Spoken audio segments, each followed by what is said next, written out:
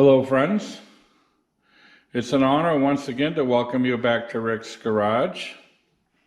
What you see before you is my bench bleeding kit for master cylinders. But before I get into the video, I want to offer a sincere thanks to each and every one of you. I've achieved a milestone of sorts on my channel. As of this weekend, my channel has had 1 million views, and I want to thank each and every one of you. So what we have today, we're going to focus on bench bleeding a master cylinder. Now this is going to be a clip from a previous video I posted. I posted the entire job of replacing a master cylinder. I realize that some of you may not be interested in seeing the entire video. It's quite lengthy. You may be interested in just seeing how to bench bleed the master cylinder. So that's what this is about. I'm going to show you the clip on bench bleeding the master cylinder from that previous video I had posted. Before I begin, I want to show you my kit that I use to bench bleed the master cylinder. This has clips in it that help to hold the tubings in place. I use clear plastic tubings. Now a lot of your bench bleeder kits come with black tubing, and I don't see the point of that because you need to see the bubbles coming out, and if you have a black tube, it kind of defeats that purpose. It comes with lots of fittings. I've got fittings. This is probably 4 or 5 different kits here combined. One thing you'll run into when you go to your parts store to buy your master bleeding kit is a lot of times it only comes with one of each fitting. And all master cylinders have at least 2 outputs. So you're going to need probably 2 kits. So when you purchase your master cylinder bleeding kit, check the fittings and make sure it comes with at least 2 of each. And make sure it comes with clear plastic tubing. Now if you can't get one with clear plastic tubing, run down to your local hardware store like Avashon's. They sell this stuff by the foot. It's very inexpensive. That's what I actually did. Many of the kits that I purchased here came with the black tubing, and so I went down and replaced it with clear plastic tubing from my local hardware store. So just keep that in mind. So let's get right to the bench bleeding of the master cylinder. I hope you find it of interest.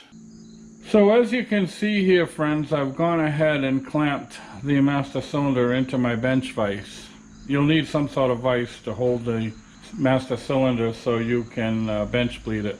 And I've gone ahead and installed my 2 fittings. These are 11 millimeter fittings. The most common sizes are 10 millimeter, 11 millimeter, and 12 millimeter. These happen to be the 11 millimeter size. And I've got these 2 little caps that came with the kit. We're going to use those to block those off after we finish bleeding it. And as I showed you, we've got these little clips.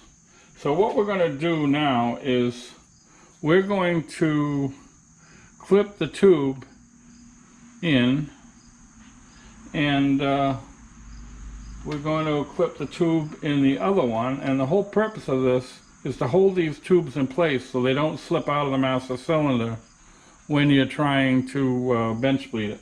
We're going to remove the cover.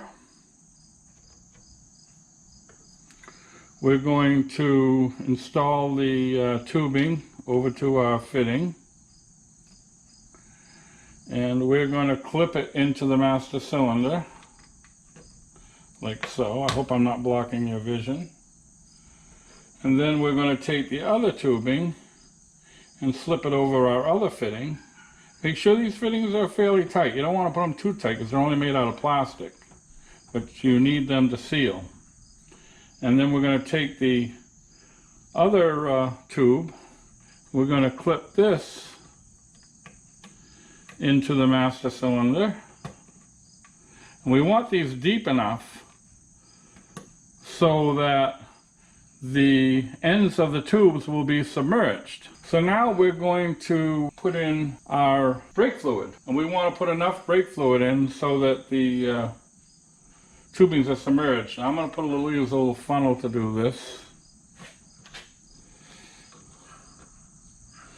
I put in the tubings first because I don't want to leak fluid in, and pour it in fairly slowly.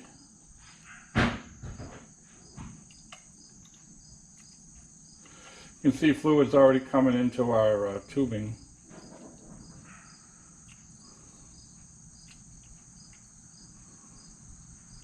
Sometimes if you pour it in too fast, it'll overflow, up like it's doing right now. Okay. So that looks like about all we're going to get in there. We've overfilled it a little bit, but that's okay. We're only bench bleeding it. When we get it on the car, we'll have the correct amount in there. Now to push the actuator back and forth, I'm going to use a 1/4" drive extension with the nut driver. I want something fairly blunt on the end to press the actuator in and out. You can use probably almost anything, probably a dull screwdriver. So we're going to start carefully pushing this actuator in and out. And we already see bubbles coming. So we're going to keep pressing it until all the bubbles disappear. Looks like they're almost gone already.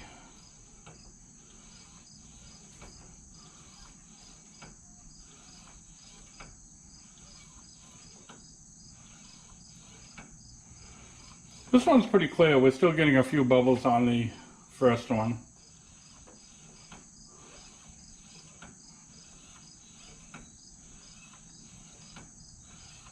Now the first one's clearing up nicely.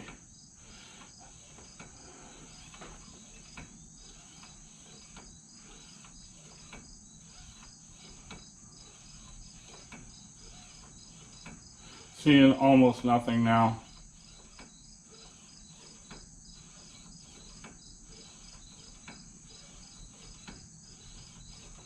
Okay, I would say we're done.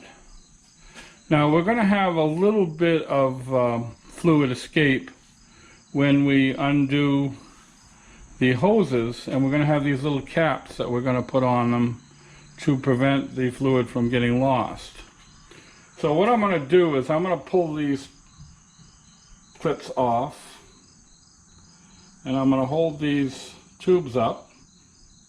And I'm going to put the cover back on. Now the reason I'm putting the cover back on, with air not going in here, it will help reduce the amount of fluid we're going to lose. Now we'll still lose a little bit of fluid, but it won't be as great because we've stopped the airflow.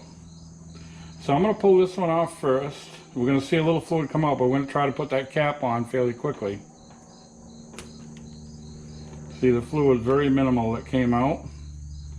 And now we're going to do the other one and put just a few drops came out. So there. And I'm going to try to wipe up some of this fluid that came out. I've got an absorbent pad on the floor that will grab any that dripped onto the floor. Now one thing I should talk to you about that I haven't as of yet is you see we're spilling fluid a little bit here and there. Brake fluid will damage the finish of your car. If it's left on there, it'll eat the paint. Once you're ready to install this, make sure your hands are clean. If you do happen to spill a little fluid on the fender, wipe it up right away. It won't hurt anything, but if you leave it there over time, it will damage the finish of the car. So just keep that in mind. Okay, friends, that's all I've got for today. I want to thank you once again for watching Rick's Garage, and I certainly want to thank you for my 1 millionth view. Now before I go, I'm going to post 2 videos to your left. Feel free to click on one or the other if you find them of interest. To your right, I'm going to post a picture of my avatar in the form of my trusty German Shepherd. Feel free to click on that if you wish to subscribe.